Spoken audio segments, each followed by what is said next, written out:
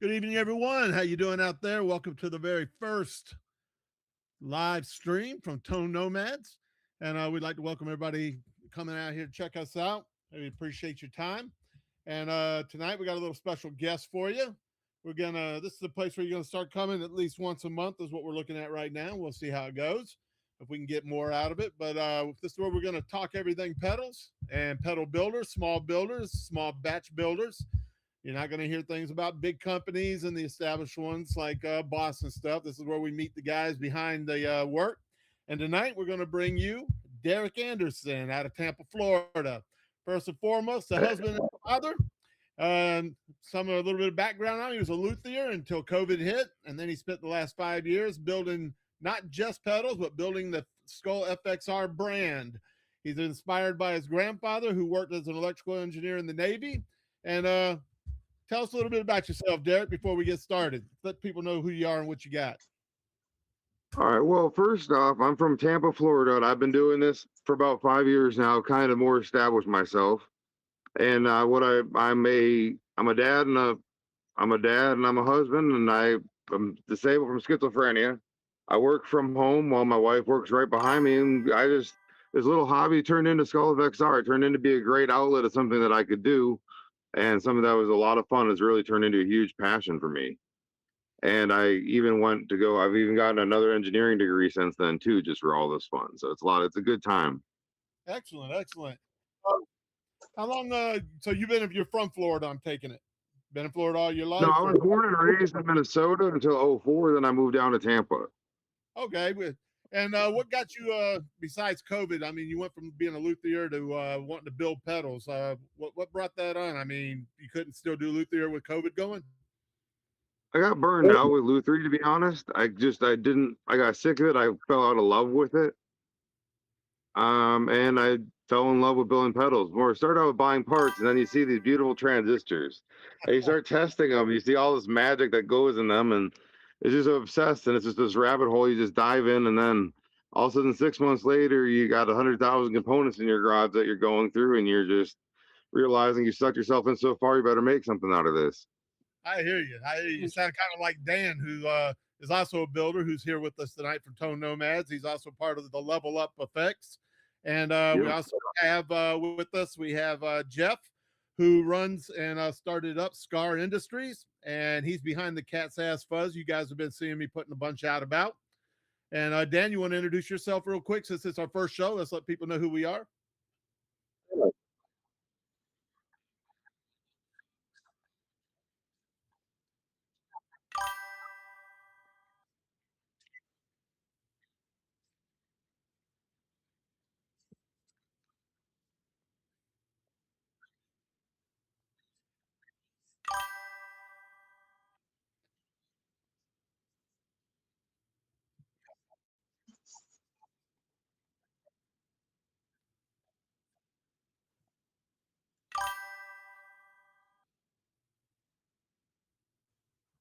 I hear you.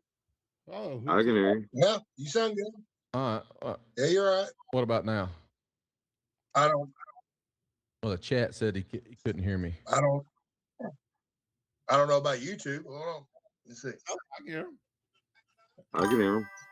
Oh, he said, there we go. Daniel, try something. Okay, we got it. There we go. No, you're good. He had some people in the chat that couldn't hear him. Now, we do want to let everybody know this is our very first. We're going to have some technical stuff. Yeah, we're going to have a little bit of technical difficulty. Just bear with us and hang in there. And hopefully this turns out, well, not hopefully, this will turn out to be a great show. And like I said, and we'll continue to do so here in the future for you. But Dan, if you want to continue on, if you had anything else. Yeah, I'm just, like I said, I'm just a nerd and love pedals. So we can turn it over to Jeff. You want to introduce yourself? Yeah, I'm Jeff, Dayton, Ohio. Probably the newest, actually, pedal builder out of the two here, anyway. Definitely, actually, but just kind of got into it through luck of draw. You know, couldn't get a pedal to work that I bought, and couldn't find anybody else to fix it. So I figured, well, you can't broke what's not, or can't broke something that's already broken. So why not give it a shot? So, led me down the rabbit hole, and here I am. I kind of got in with Tom, and he kind of cornholed me into doing this, really, because I really didn't have any intentions of selling pedals. I was just kind of making them for a hobby, basically. And then he's like, well, you ought to try to sell them. I'm like, well, yeah, I guess I don't need 50 of the same fuzz pedals, so why not? So here we are. You know what I mean? I blame everything on him. So And he's gonna have to take the rap on my end. and But, just get me real quick. I do not build pedals, so I just am a pedal lover. I met these guys. I met all these gentlemen online. They all had their own thing going, and I got lucky enough that they all kind of fell into line and trusted me. Saw what I was trying to do with my own stuff on the other side, and we'll discuss that some other day. But this year, I love to help people. I love to see people succeed, and when I meet good people, and all these people, man, some of the best people I ever met. Derek has been nothing but gracious to me. Dan has helped me so much. Jeff actually fixed some pedals for me. I was in the same boat. I got broken pedals all over the room because I have about 300 pedals, if not more. And I had some that I bought didn't work, so I reached out to Jeff. He fixed them, sent them back. Dan's got a couple of my pedals right now waiting to be fixed. So it's been a lot of fun. I mean, and that's what this is all about. We're going to show you that you can meet people, you can buy good pedals, great pedals from good people that you can trust, that you can talk to, and that's what we're going to find out from Derek here. Because I tell you what, this guy, he's a really good guy. I've talked to him on numerous occasions, and everybody that I've met that have his name has come up has had nothing but good things to say about him. And I was so excited when he actually reached out and asked about Tone Nomads and saw what we were doing. And he was supposed to be a guest first and then decided to join the team. So we got a double punch right there, right off the bat. And I tell you what, when you see stuff like this pop up, it shows up at your house to let you know that it's serious. This is the Fuzz Right from SkullFXR.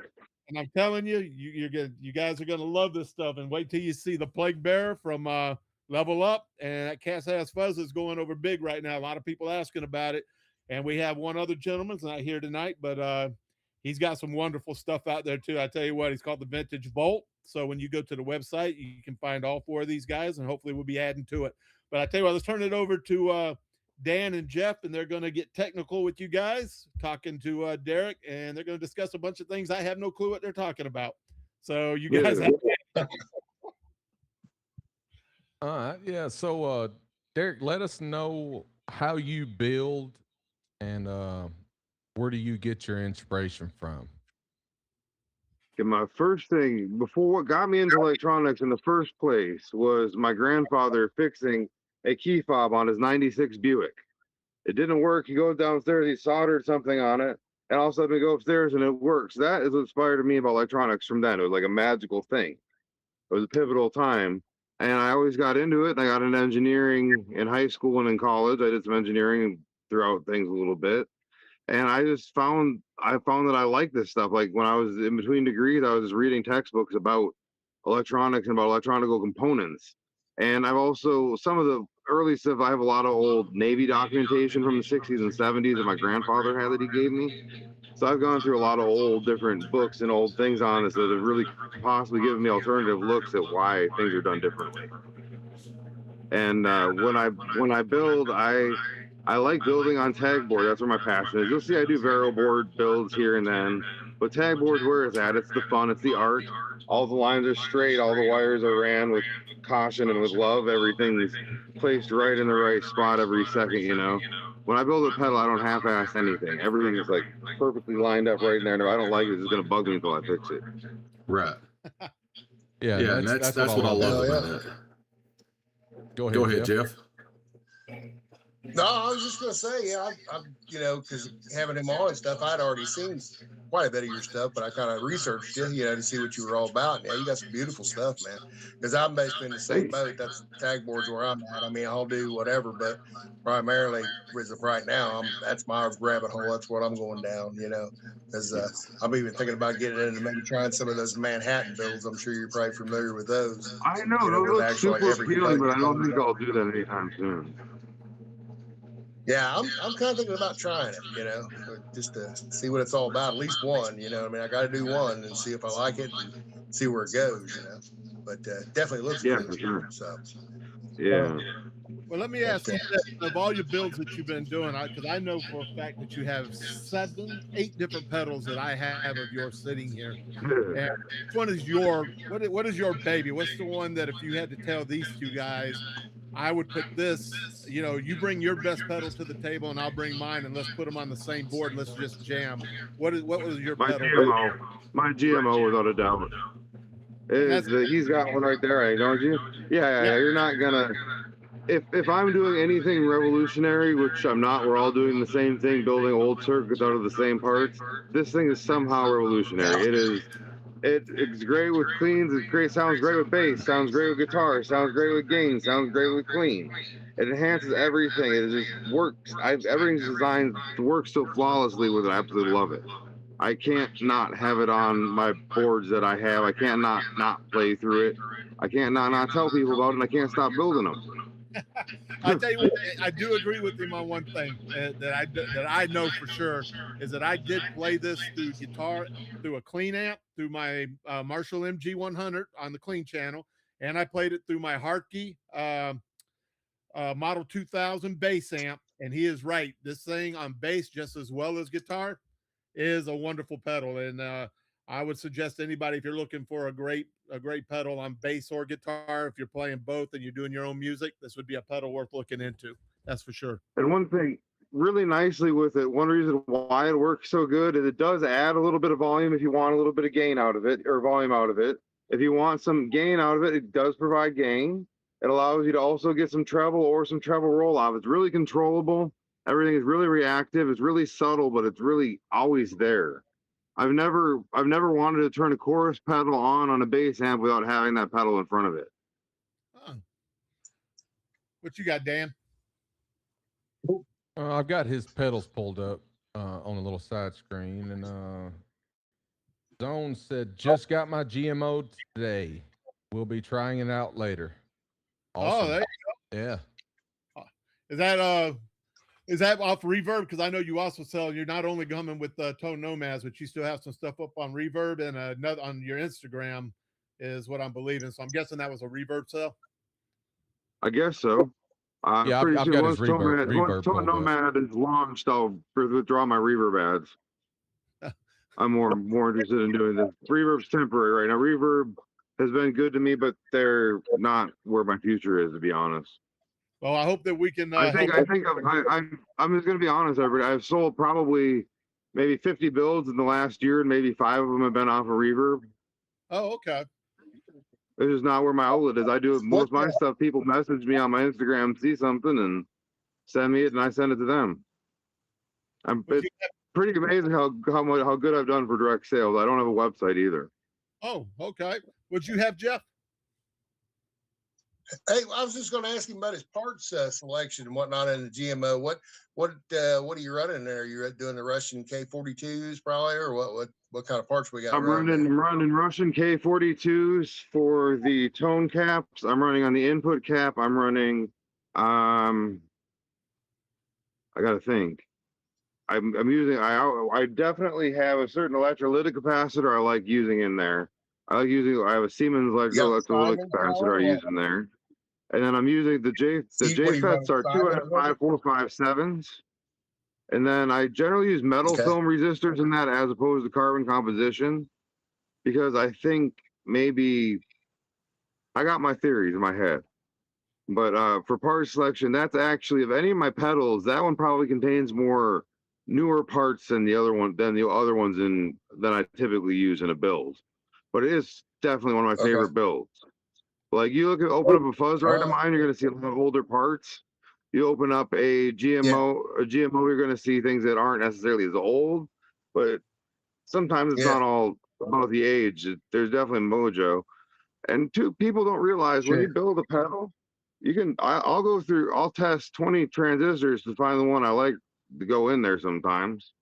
You don't always just, I have certain readings for certain things that I like to use in certain spots. So you can't just stick any transistor in there and have it be okay for people who aren't familiar with building, I match part of the reason that circuit sounds so good is I match my JFETs in a certain way. Well, I can say, and I also do tend to use. Are you, when you get. Go ahead, Jeff. I was just gonna say, when you get your parts in, are you testing at the time that you get them and putting them up and then kind of grouping them according to that, or are you just putting them up and then testing them as you need them? When I get an order of parts You know what and I'm I saying? test a small sample and set them in a category, if they're transistors, I'll go through and bulk Yeah. test when I get bored someday. But generally, there's not a pedal, there's not a component that gets in a SkullFXR pedal that hasn't been tested. I test all my capacitors. I test all my. I guess I don't always test resistors, but a lot of things like that. Carbon composition resistors I do because they drift.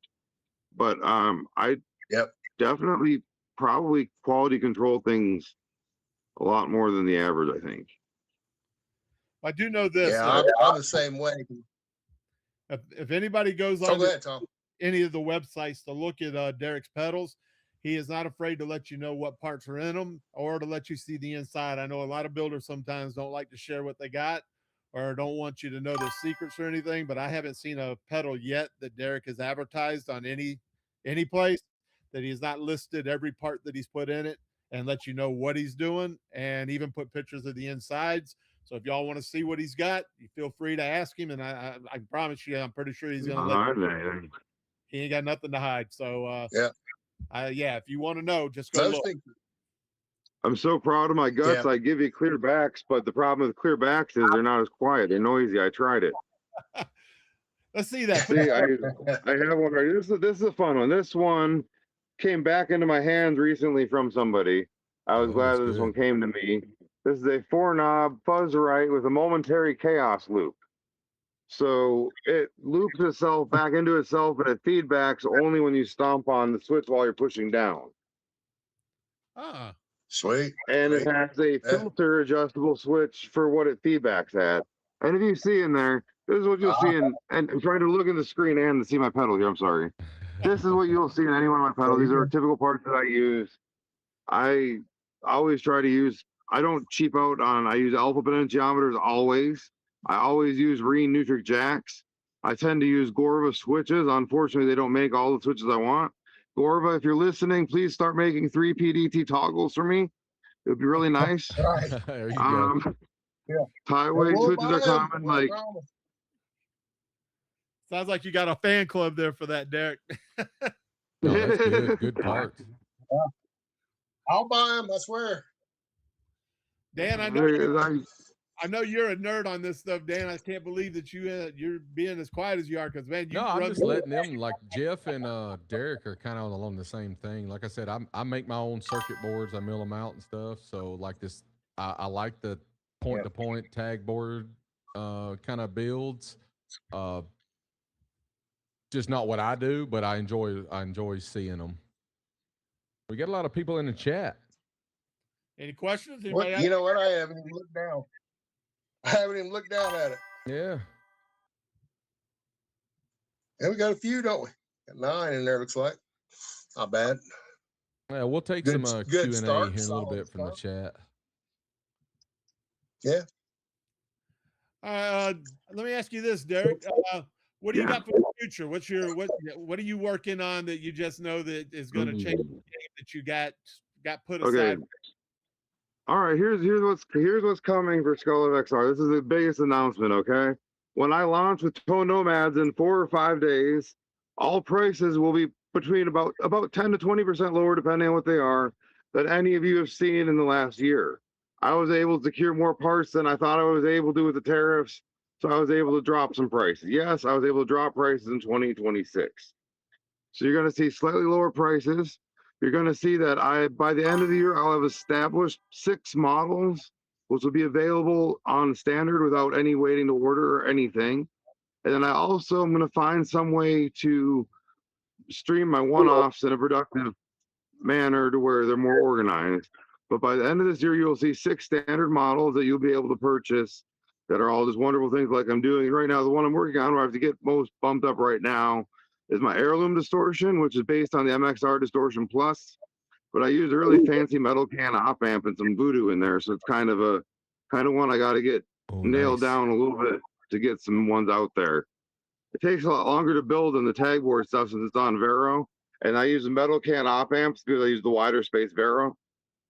And the wider Vero is a lot easier to deal with. I don't like dealing with a tight Vero. so I don't use the little plasticky chip things. Yeah, and I think the metal can op amps sound a little bit better. Like they're quieter. I think the noise floor is quieter generally. But that's probably one of the other things one of my other favorite pedal I build is my heirloom distortion. I currently don't think I have any for sale. I've meant to get back on making those, but I've sold a bunch of GMOs recently that I'm trying to get out there. So yeah. All right. And I mean, for me, because everybody that knows me, all the builders that I've become friends with, and especially the gentleman here, and even you, that loves different things on my pedal, especially toggle switches that do things. What drove you into putting all these different toggle switches on, and exactly why are you putting them there when most pedals do not have them? Like I can't just go buy a Boss pedal with a toggle switch or an MXR, but all you guys are starting to do this. What brought that up? I would rather give somebody a toggle than a knob for a filter. That's Okay. why. I got it. I tell you what, I like the ones with an input cap. I find that I'd rather put two intelligently chosen input capacitors in the circuit than running them on a potentiometer, because I think it's better that way. That's why you get them that way for me. I also just one other thing that I love doing that I used to do. I'll bring up this build too right now is transistor switching, sticking two transistors on a switch. That's a lot of fun to do. That's a good way to mess with things and a good way to alter a circuit and start mounting a lot of things on switches. I definitely went through a phase where I was, heavily into switches. I think I've kind of backed off a little bit with some of my models, but it's a good time and always adds a little more you can do in there. Oh, absolutely, man. Because I know that Dan did that for a pedal he'd sent me. Because the one thing I used to complain about is people would put toggles on, but when you flipped them, it was like they did nothing. It was like, wow, I just flipped that, and I'm not hearing a difference. And I have a lot of different gears, so I like to think that somewhere I would hear it. And Dan sent me one of those pedals with his how do you say that? Anduril? Anduril, yeah.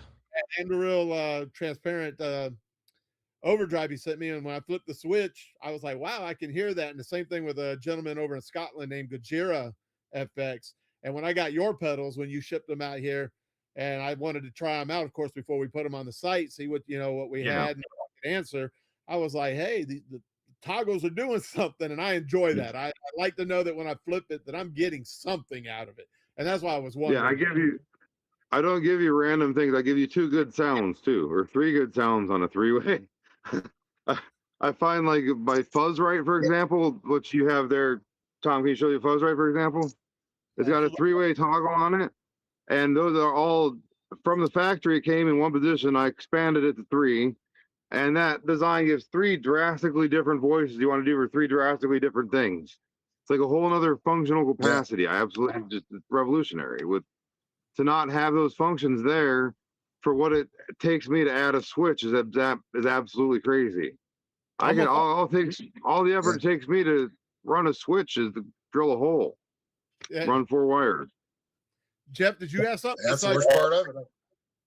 No, I was just going to say to kind of, I think, clear it up with you, Tom, to break it down for you. Like when you go with a potentiometer on some different, depending on what circuit and what you're working on like that, you can almost give two people too much of a selection, which you might be able to get some different stuff out of it, but you might get a lot of bad stuff out of it.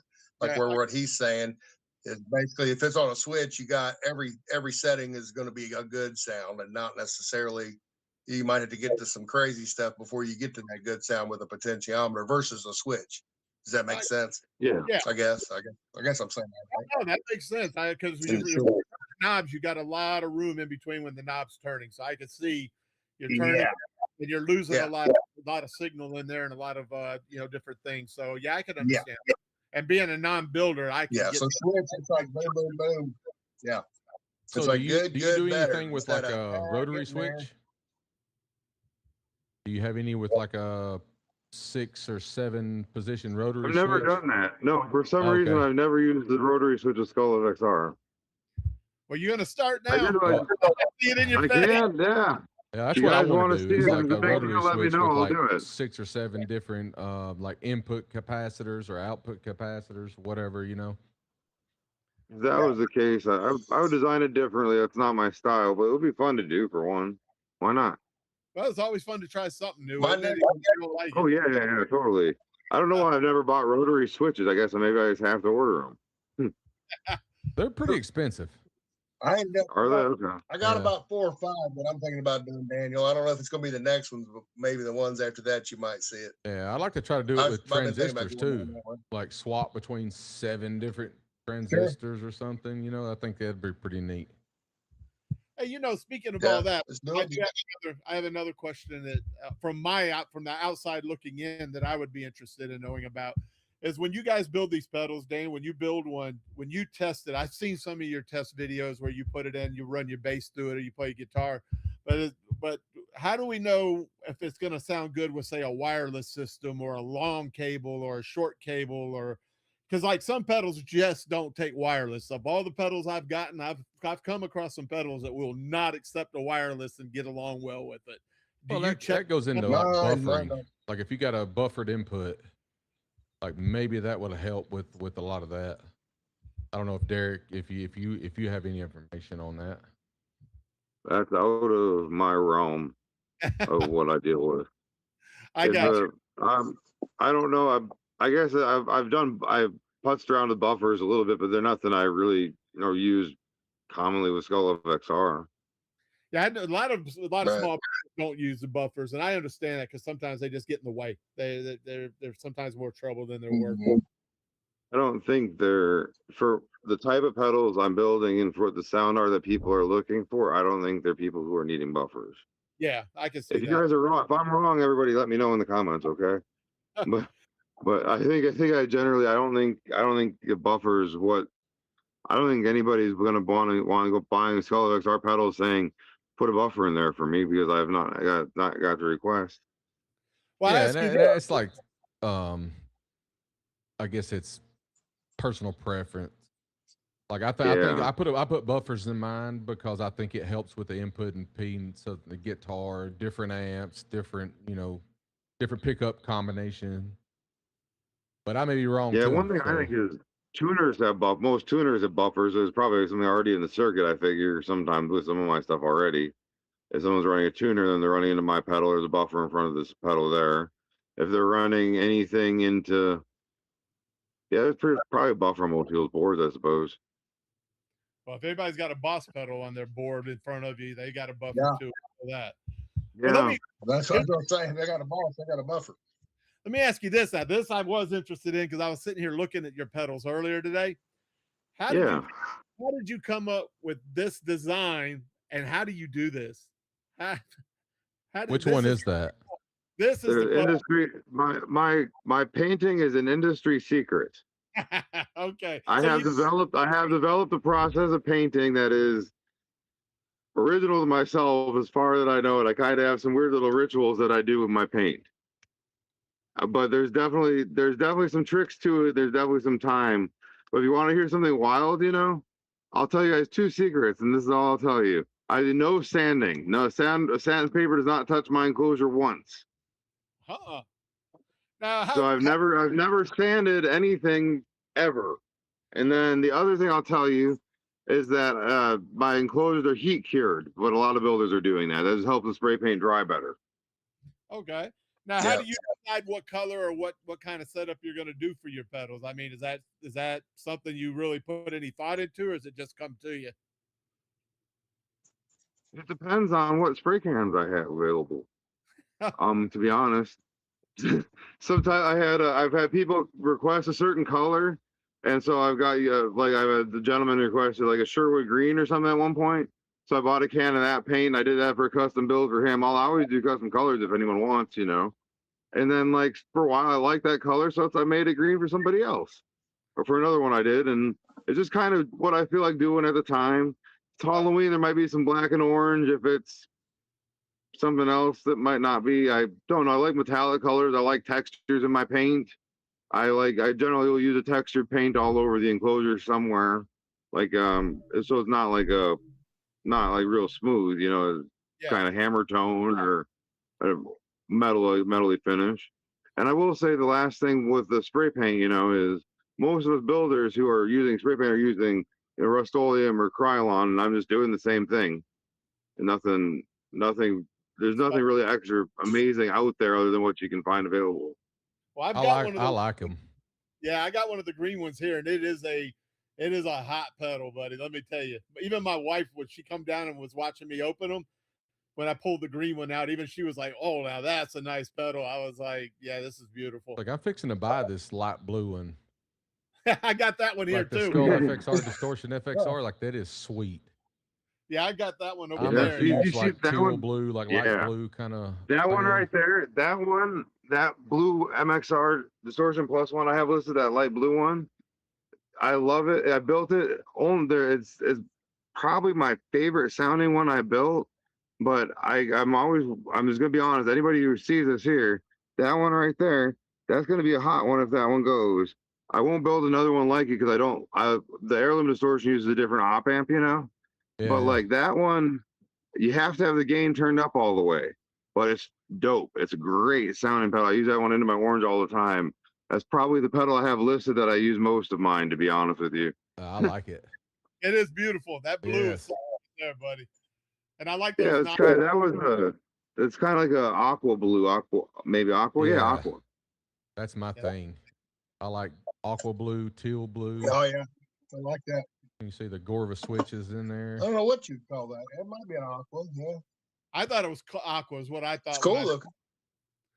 I like the Yeah, green. I thank would you. say aqua, but Yeah, Yeah, that's the, cool. I said now very when you- psychedelic looking. now when you do build these. The other thing I noticed that because now when I look at Level Up effects, look at his pedals. The one thing that he has done is most all his pedals have basically the kind of same setup, so that when you put them on your board. But I notice it because of your builds, they're a little bit different. How do you decide where the jacks and everything on these are going to go? Like this one's at the top, that's at the top but close together. This one's on the side. I mean, is there any rhyme or reason to what you're doing there? Yeah, or- there. What the reason and rhyme is I don't like the circuit board overlaying the pots. I need Okay. space for my pots and my jacks on the gut side, so it is done that way out of design for how I like to lay my insides.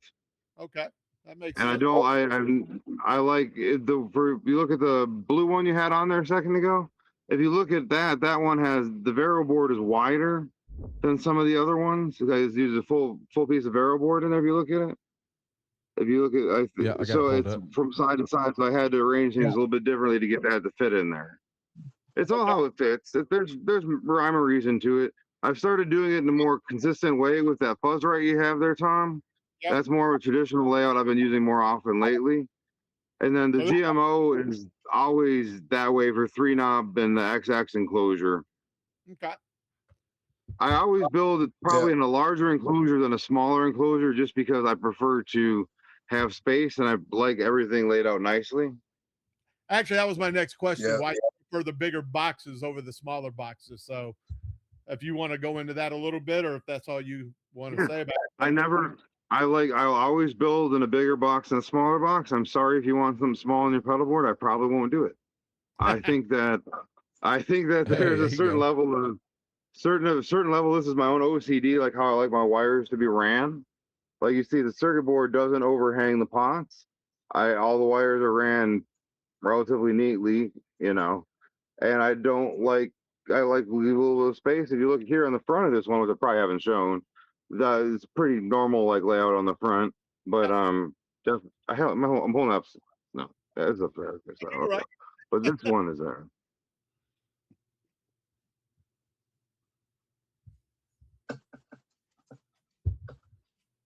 All right, Jeff, what you got?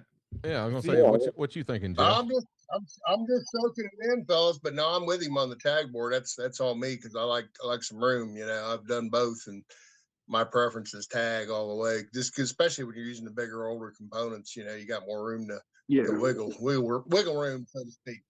You know, and to make it look good. Because yeah, I mean, don't get me wrong, I'm loving the PCB stuff too. Like Daniel stuff is spot on and perfect, but I don't do much of that. I'm pretty much down the tag board side of life right now. Anyway, I mean, it could change a little bit, but I'm not stuck. I kind of like to do whatever, but try different. I'm all about trying different stuff at this point in life. You know what I mean?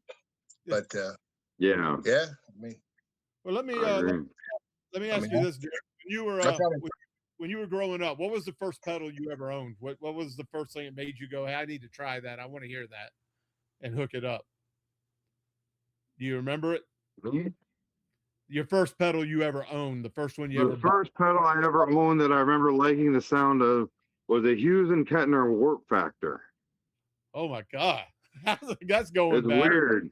I was this was in 2003. I bought that and I ran it into my PV Trans-Tube Supreme half stack. But I was smart as I used it kind of as a boost more than high on the gain. And for when I was that old, that was when I was like 13, that was not a horrible sound. I definitely got, through the years, I've owned probably over 300 guitars and probably 70 or 88 high-end tube amplifiers. And the addiction came in after that with the amplifiers, with the guitars. But like that was a decent sounding pedal for what it was at the time. However, it broke and I don't know where it is, and I haven't heard it in at least 20 years. So all of that is subject to memory. There you go. It might not sound that good like I remember it, but I remember it being okay. That's great though, man. Cause I know for me, I'm a bit older than you, and I had a chance to a lot of pedals over the years and never got a pedal until, it's funny, you said 2003. I got my first pedal in 2001, and it was the Boss ME50 multi-effect pedal. Yeah. And I used that for years, and I did not get into pedals till I got into this. So I got into my pedal show and that, and then I started getting into pedals and learning and reading and checking them out and comparing and that. And that's why I was wondering, and what kind of music were you into back then? What were you playing? What made you get the trans tube and get the Hughes and Kettner Warp? What were you? When I was like at that age, I was into like Pantera and Lamb of God and stuff like that. That kind of metal was mainly what I listened to. But I've gone full cycle and changed a few times. These days now, I listen all over. My music these days is all over the map. It's probably not what most of my pedals are built for. But I definitely think at the time, the tone that I fell in love with was probably, if I had to say that my favorite recorded tone would probably John Zanias' The Shadows Falls recorded tone. And actually, I have the Rivera K-Tray from that album that was recorded live with that album that I ended up getting from a musician who got it from them years later. I have that amp, so it's probably special to me. But the recorded sound on Shadows Falls, The War Within, was probably my pinnacle tone, I think, for all time. So that was the tone. Okay, and that was my next question though, is what tone were you who was your player? Like mine was George. Yeah, his tone. So I was wondering who yours was.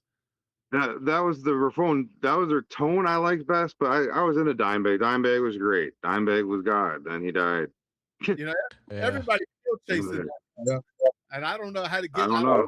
Get it, man. I don't know.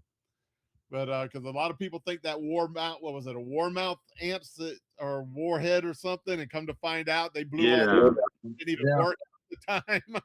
I don't know. I like the dude. Now I don't think he had the best tone in the game. I think he had great tones. And I saw Pantera live about 2 years ago with a reboot with Zakk Wylde, and it was a great thing to see. I certainly would have liked to see Dime, but I never got to. I think he died in 03. 04 maybe. I met 04. Yeah, 04. I met it Dime. Was 04. But he wasn't Dimebag when I met him. I met him when he was Diamond Daryl, and he was Diamond, yeah. Back in Diamond Daryl. 1985, I think. I don't know what popped in my head was like Diamond Dallas Page. Yeah. No, he was Diamond. He was Diamond Daryl, and they had a 5-piece, and there was Glam Band. Yeah, they were different. They were a glam metal band. Yeah. He wore makeup. Yep. Yep, they were. Hell, who wasn't back then, Daniel, you got anything else? Oh, I was gonna say we're about halfway in. We want to take any questions from the chat. Anybody in there active? Anybody want to ask Derek anything? Oh yeah. You got a question? Let's throw it out there, guys, and we'll ask them for you. Yeah. Just looking I've been back, bad at guys. Gnome Electronics said sometimes you can just throw a 10 to 20K resistor before the input. It usually fixes wireless or pedals with buffers before fuzzes. I said that's good info. Yeah. What was that again? Yeah. You can throw He said, throw a 10 to 20K resistor before the input. It usually fixes the wireless or pedals with buffers before fuzzes. Okay. Yeah. Tame them down a bit. I built a box where a while ago where I posted on there where it had two potentiometers, and I set a spot for probes on the outside of some wires, that had two different settings. And that is a way you can definitely do it. Yeah, I set it so you could dial it variably. And it is kind of dependent on the resistor you choose, how good it is at doing it in the line. But anywhere between 10 to 22 will work. I have a good friend, he's probably watching me right now. I know he uses this in one of his pedals in between his treble boosters.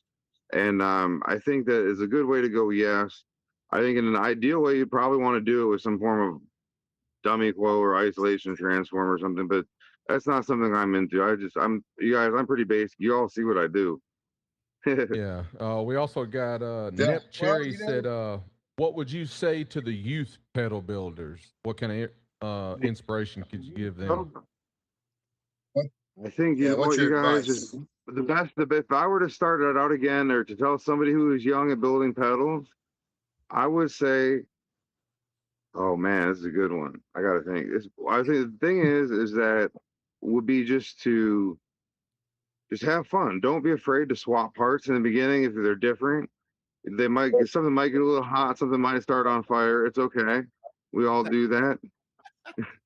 Yeah, it happens. I think don't get too caught up in having to have a million different components. Like I've told these people on the call earlier, I have 70 some tackle boxes in my garage full of parts. You don't need all that to start off, Maybe it's probably better to start off with a wide variety of different things than a lot of the same in one thing. And I think the best thing to start on the beginning is just make sure you to pay attention to what you're doing, pay attention to detail, make sure when you solder a component in, it's the right component, make sure it's not a cold joint, make sure and for me, the biggest thing is like, I don't release anything that is not to my standard, and don't sell yourself short, but how am I trying to say this is, don't be lazy is what I'm trying to say. What the difference between taking this wire off and putting it back there with making it shorter, nicer looking, is worth doing. Take your time to build it beautifully. That's what I would say. Detail. Attention to detail. Because Small every things, wire, because that's what's going to get you somewhere. That's what's going to get you noticed. And that's what, for me, everything I do on the inside is art. And I believe Pretty that, much. like, if you do it your best and do it clean and strive to do clean builds. Well, most Absolutely, people- 100%. You hit the nail on the hammer. Go Yeah. ahead, Tom. No, I agree, because I think that's one of the first things people look at is if they buy a pedal from anybody and it's the first pedal they get from, like when I got the first pedal from Derek, first thing I did was, I wanted to see what it looked like. But of course, since we're working together, I asked permission. He told me to open it up and look at it. And I was like, man, this looks magnificent. It's clean. It's everything's one size. He didn't cut no corners. And that's the first thing people are going to look at. So as a young builder, I would concur wholeheartedly is make sure, first of all, people take you serious, because that's another thing. They're not going to take you serious if your work's crap. And that's like any business. 100%. You do crap work, nobody's going to, you're not going to second call that. And that's where, people talk that this business. Go ahead, Derek. And one thing too, it takes you, in the grand scheme of things, it costs the builder no more to build clean than it does to build fast. Exactly. That 5 minutes I take to trim up wires and organize my layout, it's 5 minutes of just time of just sitting there doing something. You know what I mean? It's not like it increases the cost, and it definitely makes it look nicer and makes it appear more professional, and it will get you noticed sooner, probably, I think. Yeah.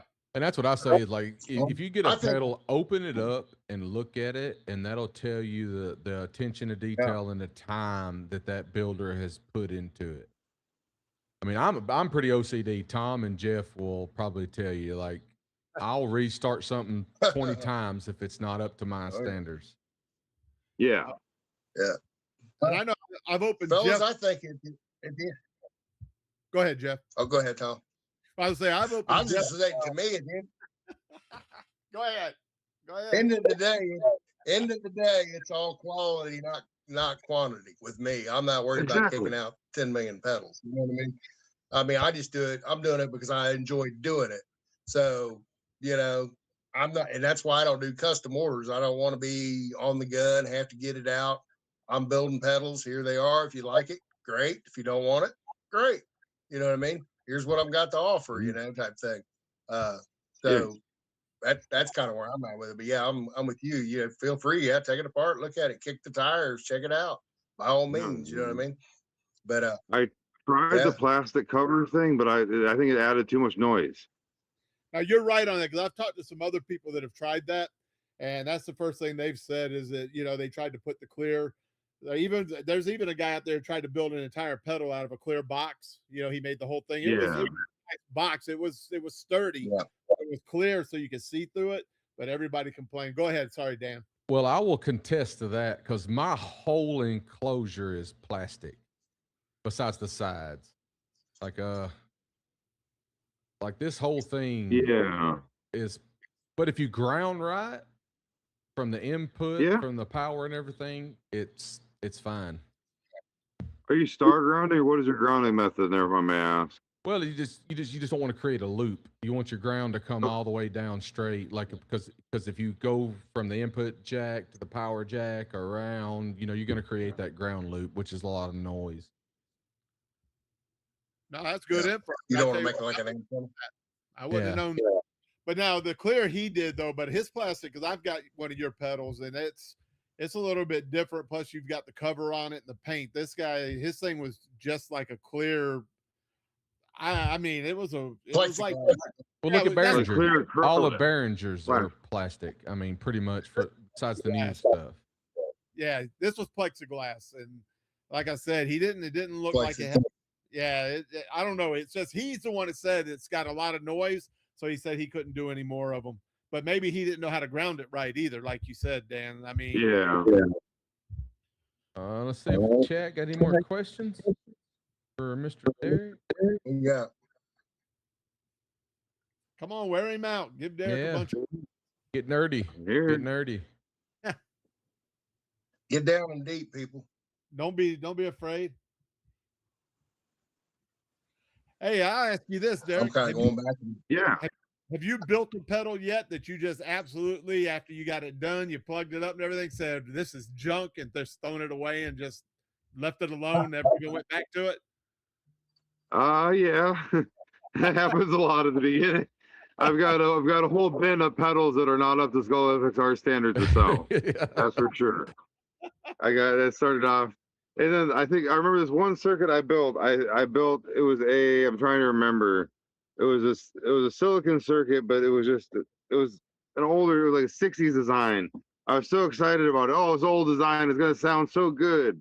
I'll remember what it is and I'll message you. I'll tell you later. I'm like, okay, the circuit's from the 60s. It's gonna sound good. I looked at it like, okay, parts look good. This should be, turned it on. It sounded horrible. It's that lifeless and tone sucking. I'm like, what the hell is this? I went through it. I went through every part. I changed the transistor, started it again. I just did not like it. It was lifeless. So there's a bin. I have bins of pedals that I built that when I started in the beginning, that I think I wouldn't care to introduce to the world today.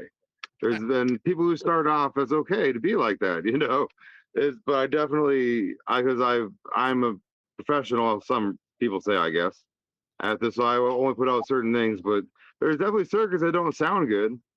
And there's definitely parts that don't sound good. I've bought boxes of transistors before where 75 out of the 100 transistors in the box don't work.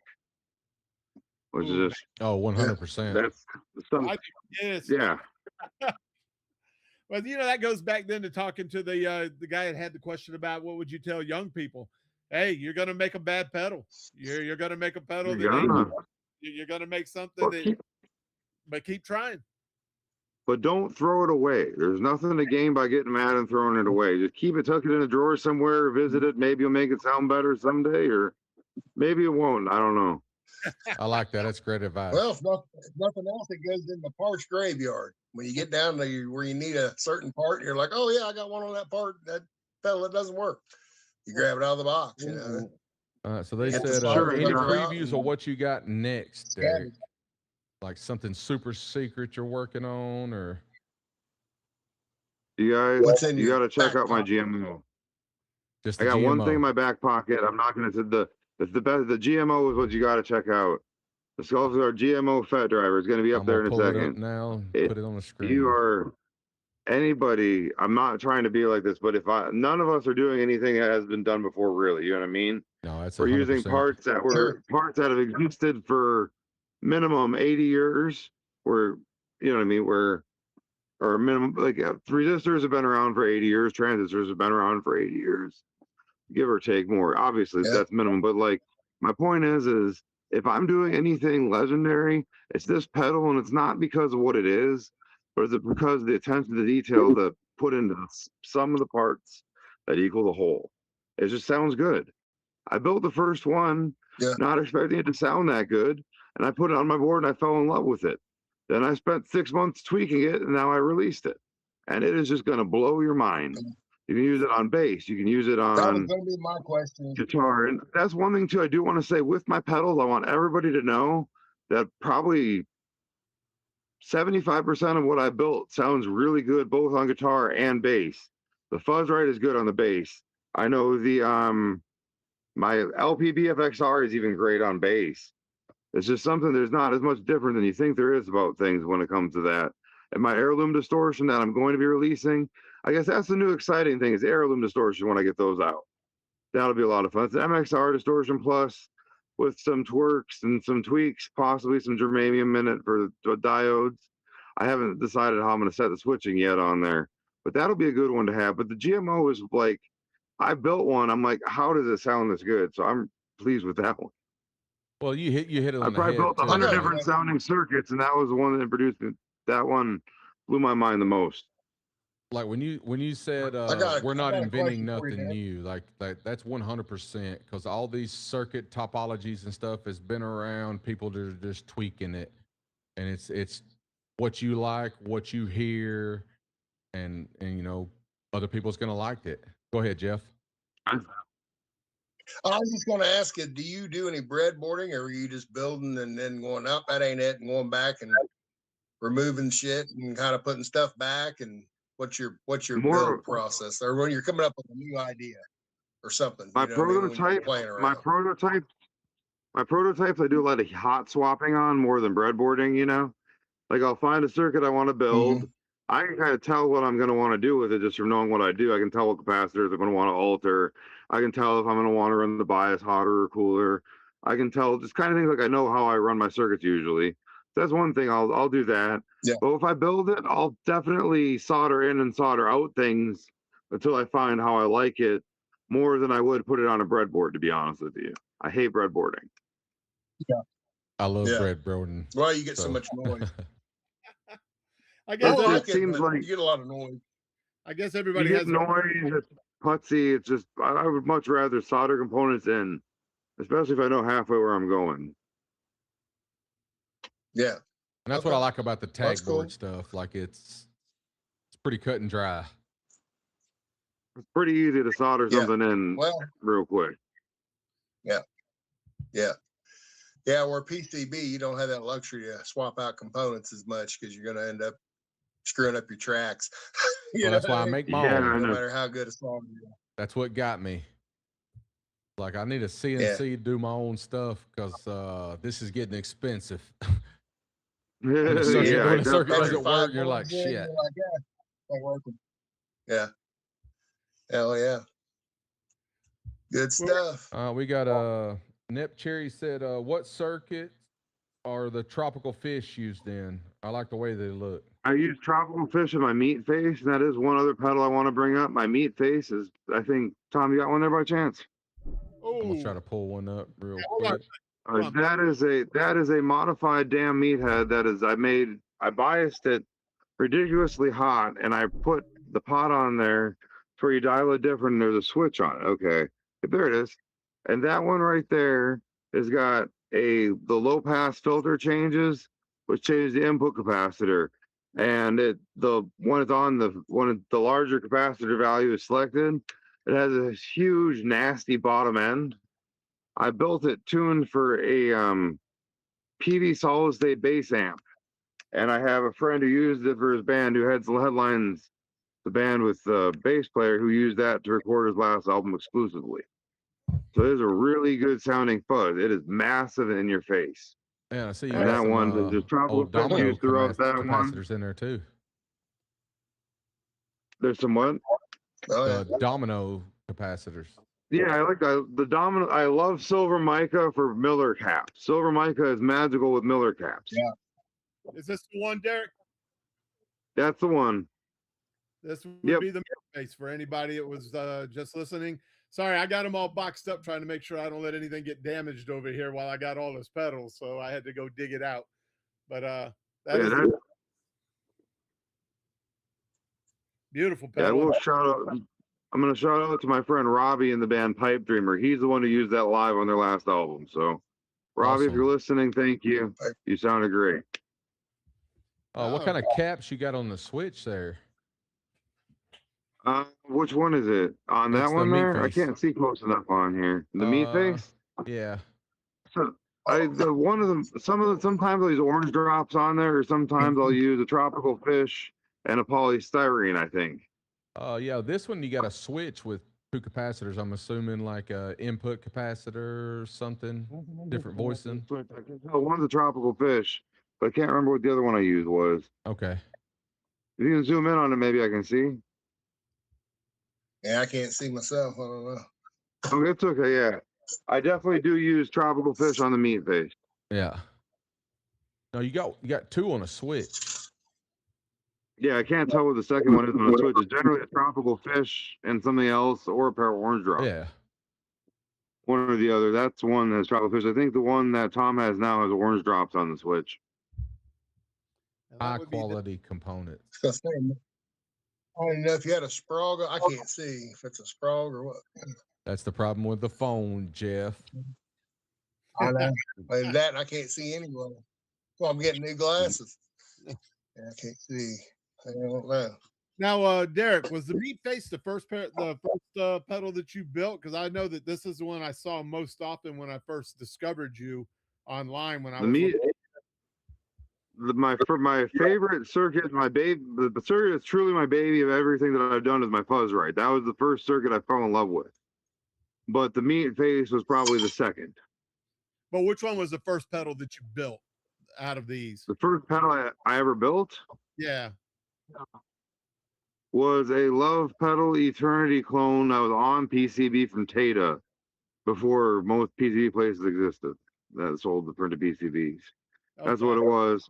And the first pedal I ever built, one switch on it never worked. I don't know why. I know where it is now. I'll have to go look at it probably to think about it. But one of the switches never worked, but it sounded good. I guess from what I remember, I should probably dig it out and listen to it before I evaluate and run my mouth too much. But that was what I built first. Now, do you ever go back and all of you, I'm sure, have built a pedal. You liked it, you played it. As time has gone on, do you ever go back and think about, you know what, I'm gonna go back and build those again and see if people want them? You do that? Yes, I'm going to be bringing back. I will announce this and hope somebody here holds me to it and orders one. Not because I don't care if it's sale. I want to make one. I want somebody to make me make one. I will be reintroducing the harmonic percolator as a SkullFXR product soon. Okay. Well, and that is a really good sounding circuit, and that's something that a circuit that I'm passionate about. It's different than the ones I have currently available, just so everyone knows that. You see one for sale now, it's different than the ones I will be releasing. But that particular harmonic percolator I'll be releasing is going to be it's going to sound good. That's one thing to look forward to, just to be heading for.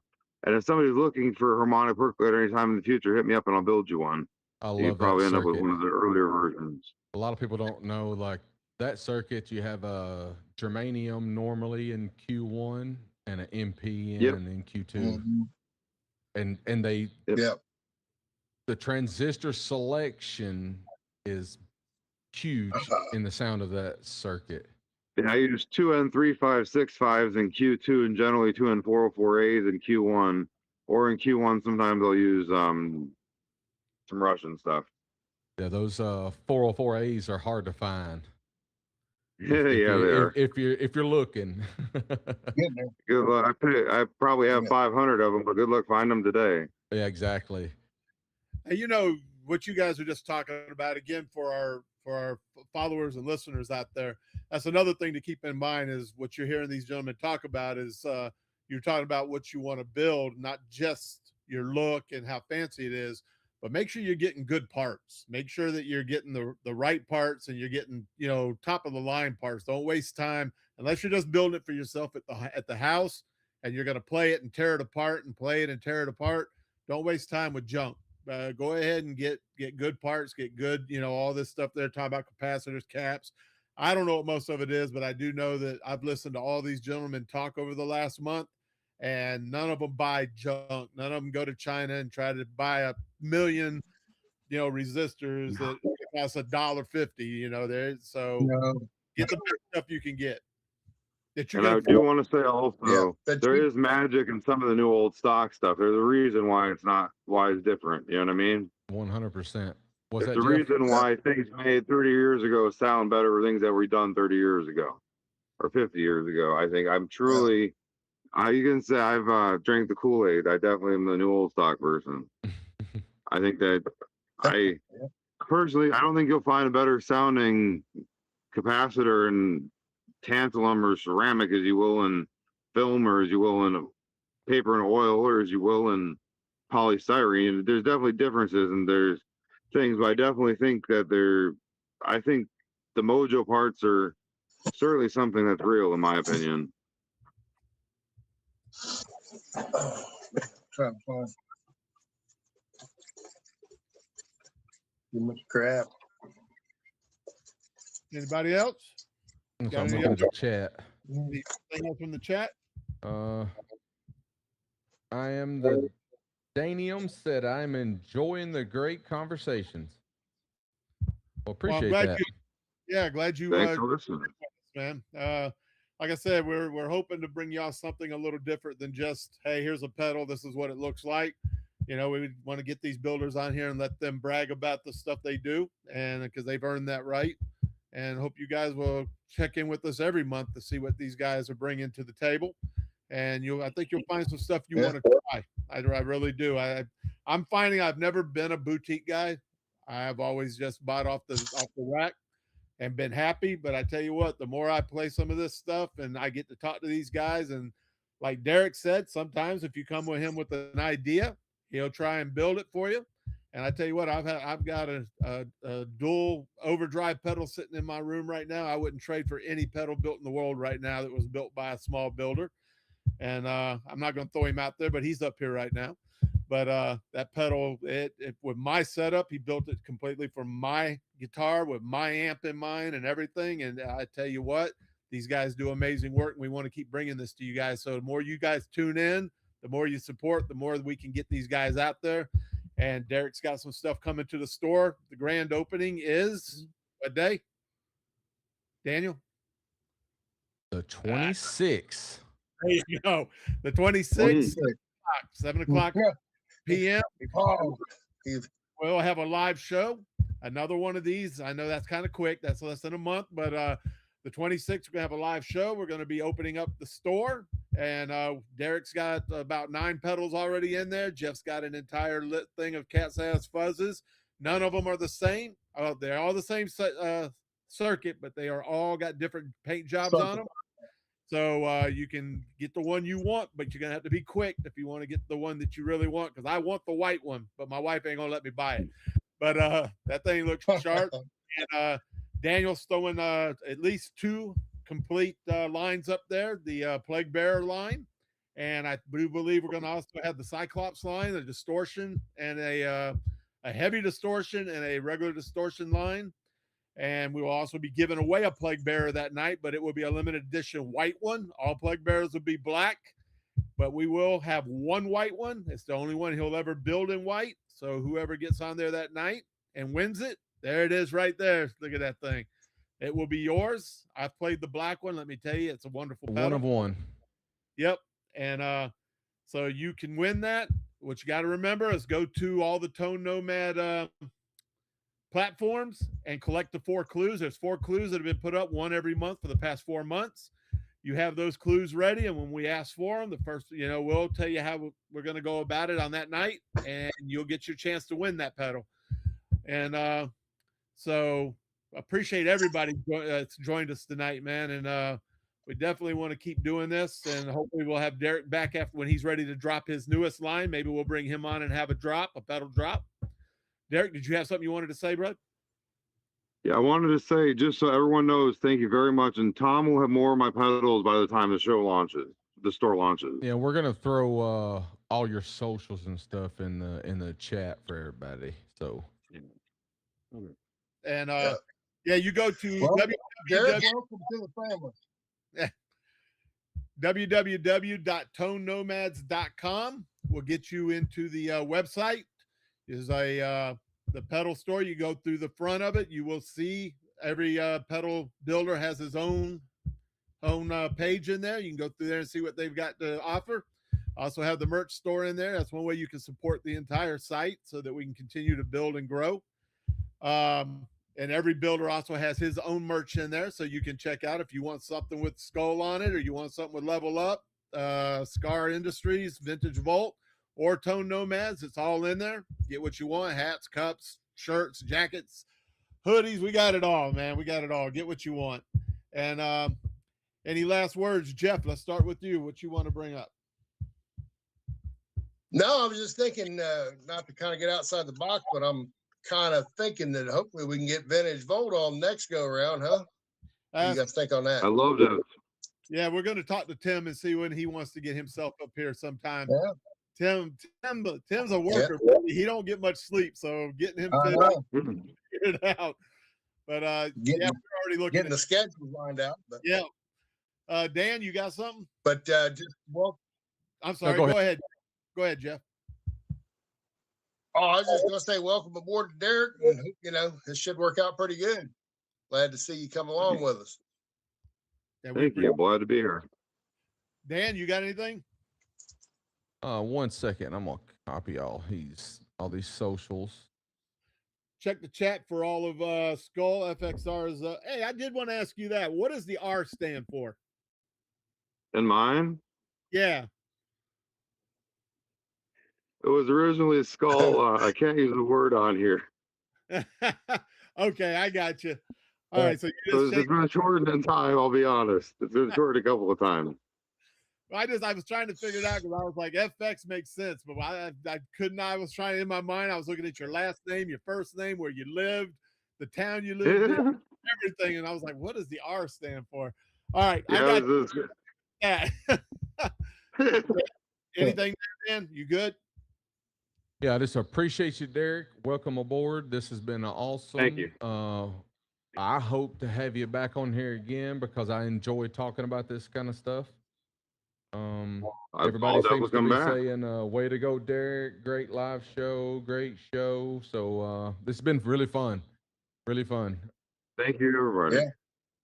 All right, Derek, you get to close it out a little bit. You got anything you want to say to all the people that came to hear you? All right, everybody, thank you for coming out. This is Tone Nomads is something I believe in. This is a community that's going to grow. I look forward to being a part. These gentlemen here have been nothing but friendly and hospitable the whole way through, and they build great things. They're nice people. Tom, his channels are great. He's doing great things for builders out there, and I just appreciate all you gentlemen. And to anybody who's met me on Instagram or taken the time to talk to me over the last 5 years of this journey, thank you. I've met people that I'd be proud to say, I think any country I go to in the world, I'd almost have to stop and visit somebody in.